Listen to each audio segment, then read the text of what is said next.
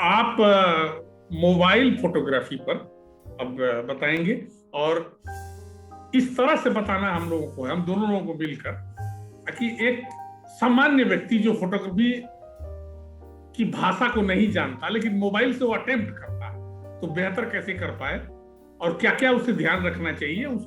उसमें आमतौर पर लोगों से इग्नोरेंस हो जाती है, जो चूक हो जाती है, वो आपको समझ में बिल्कुल आता है, और कैसे उसको दूर किया जा सकता है, क्या क्या ध्यान रखना चाहिए।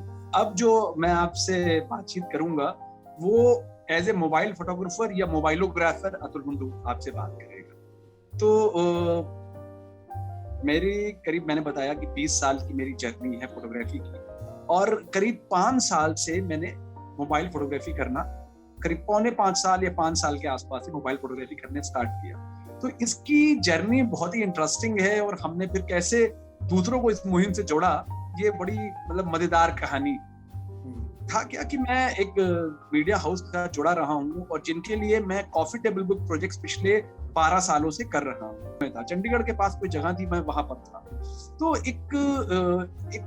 हम एक बहुत बड़ी फैक्ट्री में थे, जो कि करीब दुनिया के 50 कंट्रीज को टॉवल्स, टेरी टॉवल्स और उससे जुड़े हुए उत्पाद जो है वो एक्सपोर्ट करती है। तो जब हमारा ये शूट कंप्लीट हो गया ऑफिशियली, क्योंकि मैं एक फोटोग्राफर भी हूँ और फोटो आर्टिस्ट भी हूँ, तो कहीं ये रहता है कि अपने लिए भी कुछ तस्वीरें की जाएं।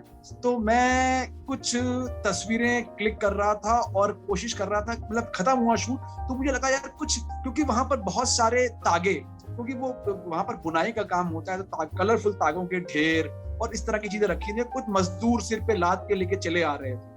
तो मेरे मन में आया यार, एक यहाँ पर स्पॉटलाइट, एक लाइट का पैच आ रहा था कि यहाँ पर जो है लाइट अच्छी आ रही है, और मजदूर से मैंने कहा थोड़ा सा भैया इधर से आ जाइएगा तो लाइट अच्छी आएगी। और मैंने एक कैमरा से कुछ कॉम्पोजिशन बनाने की कोशिश की, बैकग्राउंड बहुत अच्छा था, कुछ फ्रेम क्लिक की। तो मैंने देखा कि मेरे पीछे मेरे साथी भी फोन लिए खड़े हैं, और उन्होंने वो फ्रेम मेरा पीछे, उन्होंने तुरंत झांका मैं क्या खींच रहा हूँ, और वैसा का वैसा कॉपी कर। खैर मैंने देखा, मैंने कुछ नहीं बोला, तो देखा उन्होंने तुरंत थोड़ी देर में उसको फेसबुक पे अपलोड कर। चलिए बात आई गई।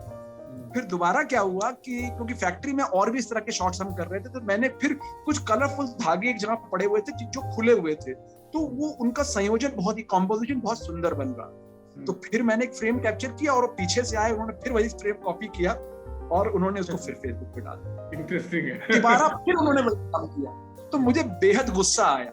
वो मैं उनका नाम नहीं लेना चाह रहा हूँ, मेरे बड़े प्रिय दोस्त हैं, और वो एनडीटीवी में बड़े सीनियर जर्नलिस्ट हैं। तो जब दोबारा उन्होंने ये काम किया तो मुझे बेहद गुस्सा आया, और उन्होंने टोका उन्हें। तो उनका कहना था इसमें क्या है, जब तुम क्लिक कर सकते हो तो मेरे पास भी तो कैमरा है, मैं भी क्लिक कर सकता हूँ। मैंने गुस्से में उस समय अपना फोन जेब से निकाला, नोकिया का फोन में N32 शायद मॉडल था, बड़ा अच्छा फोन हुआ करता था, वो निकाला मैंने, और पहली बार एक सीरियस, ऐसे उससे पहले भी मैंने घर के 2-4 तस्वीरें कुछ कभी क्लिक किया होगा फोन से, लेकिन पहला सीरियस एफर्ट मैंने फोन से किया। जब मैंने आउटपुट देखा, किया गुस्से में किया था मैंने वो, लेकिन जब मैंने आउटपुट देखा तो तुरंत मैंने उसको फोन पे खोला और तुरंत उसको फेसबुक पे लोड किया। लेकिन जब मैंने उसको तस्वीर को देखा तो मुझे लगा यार ये फोन इतनी अच्छी तस्वीरें ले सकता है। That was the moment when I realized कि फोन भी अच्छी तस्वीरें लेने में समर्थ है।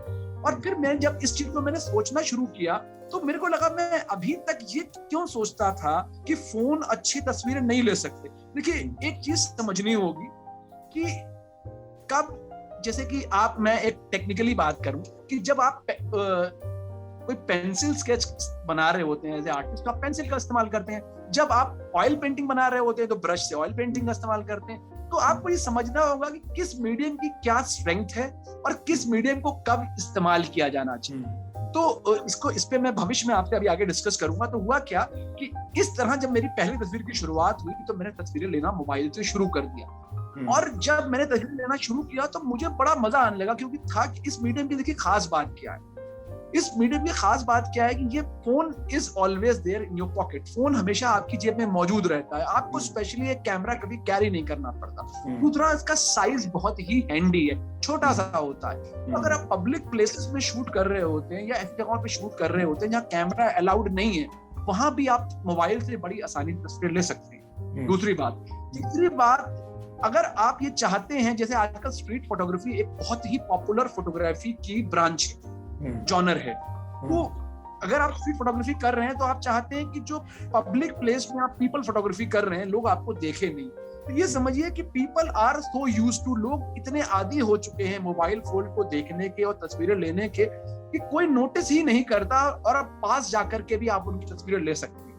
तीसरी बात। चौथी बात, स्मार्टफोन से फोटोग्राफी के लिए कोई तकनीकी, आपको बहुत ज्यादा तकनीकी दक्षता की जरूरत नहीं है। देखिए मैं क्या कह रहा हूँ, ध्यान रखिएगा, बहुत ज्यादा तकनीकी दक्षता की जरूरत नहीं है, लेकिन आपको अपने स्मार्टफोन को खोल करके बेसिक लेवल पे ये देखना चाहिए कि उसके अंदर सेटिंग्स में क्या क्या सेटिंग्स हैं, कैसे एक्सपोजर कंट्रोल कर सकते हैं, और आप अगर मैनुअली फोकस करना चाह रहे हैं या इस तरह की चीजें करना चाह रहे हैं तो कैसे कर सकते हैं। और विश्वास जानिए, आधा घंटे या 1 घंटे के अंदर आप एक्सपर्ट हो जाते हैं। जैसे कि आजकल क्या हुआ था कि स्मार्टफोन ने, ये समझिए कि ये मीडियम की स्ट्रेंथ समझिए, इस मीडियम ने जो प्रोज्यूमर कैमरास आते थे ना, छोटे छोटे 10-12 हजार रुपए, स्मार्टफोन कैमरास इतनी तेजी के साथ में इनकी क्वालिटी इंप्रूव होती चली गई है। आप कंपेयर करिए 5-6 साल पहले और आज की आउटपुट में, लो लाइट क्वालिटी और जूम का इंट्रोडक्शन भी आ गया है। तो ये समझ लीजिए कि इन्होंने इसकी वजह से जितने भी सस्ते 12-15 हजार रुपए कैमरा से, इनका मार्केट से नामो निशान मिट गया है, क्योंकि मोबाइल स्मार्टफोन की क्वालिटी अच्छी हो गई है। तो अब वो मतलब हर तरह की कंडीशंस में तस्वीरें लेने में सक्षम है।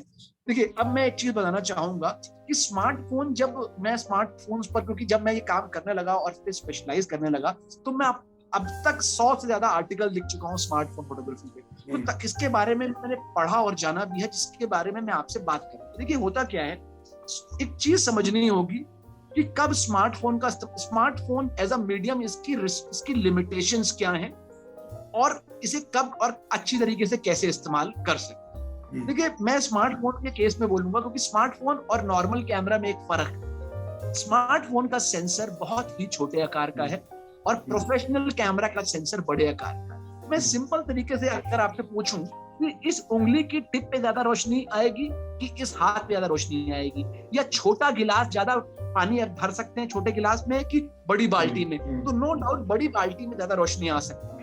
तो ये समझिए कि छोटे साइज का सेंसर क्योंकि कम अमाउंट ऑफ लाइट एब्जॉर्ब कर सकता है, इसलिए उसकी image quality in comparison to बड़ा फ्रेम वाला, बड़ा सेंसर वाला कैमरा, SLR या कोई भी प्रोफेशनल कैमरा से कम अच्छी होगी। क्योंकि इकलौती जो समस्या है वो सेंसर साइज की है। तो आप मुझसे पूछ सकते हैं क्यों ना स्मार्टफोन के अंदर भी बड़ा सेंसर लगा दिया जाए। लेकिन दोस्तों देखिए एक चीज देखिए, स्मार्टफोन का साइज क्या होता है, इतना पतला स्मार्टफोन होता है, इतना पतला, और उसके अंदर इतना सा कैमरा होता है। तो इतने से कैमरा के अंदर आप कितना बड़ा सेंसर लगा सकते हैं। तो सेंसर साइज छोटा होने की वजह से स्मार्टफोन की इमेज क्वालिटी के अंदर सर्टेन इश्यूज हो जाते थे। लेकिन इस कमी को देखते हुए, अगर आप लोग ने एक टर्म सुना हो, एक टर्म आया है आर्टिफिशियल इंटेलिजेंस, AI। तो आर्टिफिशियल इंटेलिजेंस को स्मार्टफोन कैमरास ने सबसे तेजी से अपनाया। क्या होता था, क्योंकि लिमिटेशन थी, इमेज क्वालिटी अच्छी नहीं थी, लो लाइट में पिक्चर अच्छी नहीं आती थी।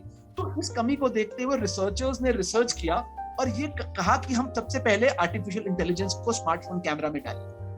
तो हुआ क्या कि जैसे आजकल क्या होता है, आप जैसे ही अपने स्मार्टफोन कैमरा को सामने की तरफ करते हैं, वो तुरंत ये पहचान लेता है कि आप पोर्ट्रेट शूट कर रहे हैं। तो क्या करता है, स्किन एनहांसमेंट हो जाता है, स्किन के कलर अच्छे हो जाते हैं, बैकग्राउंड आउट ऑफ फोकस हो जाता है। या फिर आप लैंडस्केप शूट कर रहे हैं तो अपने आप ग्रीन और ब्लू कलर्स बढ़िया हो जाते हैं। ये कैसे होते हैं, क्योंकि कैमरे के अंदर जो आर्टिफिशियल इंटेलिजेंस है वो सीन को रिकॉग्नाइज करके वो वाले एनहांसमेंट लगा देता है। या फिर आप अगर लो लाइट में फोटोग्राफी कर रहे हैं तो कैसे तस्वीरों की क्वालिटी इंप्रूव हुई है। कैमरे का आर्टिफिशियल इंटेलिजेंस करता क्या है, अगर आपने हाथ स्टडी रखा हुआ है तो कैमरे का स्मार्टफोन एक क्लिक में ही आपके 7 से 8 से 10 फ्रेम शूट कर लेता है। बोले एक क्लिक से कॉन्टिन्यूटी में कैमरा खट खट 8-10 फ्रेम शूट करता है, और फिर और थोड़ा थोड़ा एक्सपोजर वेरिएशन के साथ में। और क्या करता है कि उन 10 पिक्चर्स में जहां जहां जिस तस्वीर में जितने बढ़िया डिटेल से उनको मिला करके एक बेहतर डिटेल की तस्वीर एक फ्रैक्शन ऑफ सेकंड में क्रिएट कर देता है। ये है आर्टिफिशियल प्रोसेस, माने उस सबको मिला के प्रोसेस। और ये रियल टाइम में हो रहा है, मतलब एक क्लिक करते हैं और क्लिक करते ही आप लगातार क्लिक कर रहे हैं और ये काम फटाफट होता चला जा रहा है। और ये हो कैसे रहा है, टेक्नोलॉजी इस चीज को जो जो हमारी लिमिटेशन थी उसको ओवरकम कर रही है टेक्नोलॉजी।